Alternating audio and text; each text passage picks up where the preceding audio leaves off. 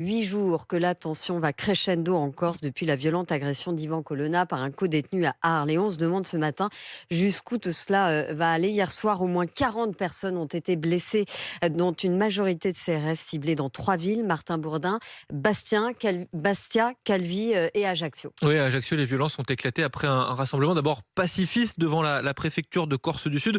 Plusieurs manifestants cagoulés ont ensuite forcé l'entrée du palais de justice de la ville.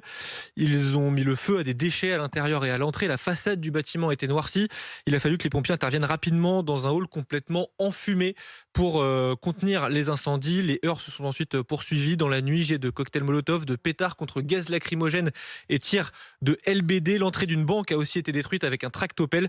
Rien qu'à Ajaccio, au moins 14 personnes ont été blessées et 2 interpellées. Des blessés aussi, 26, dont 23 CRS à Bastia hier soir.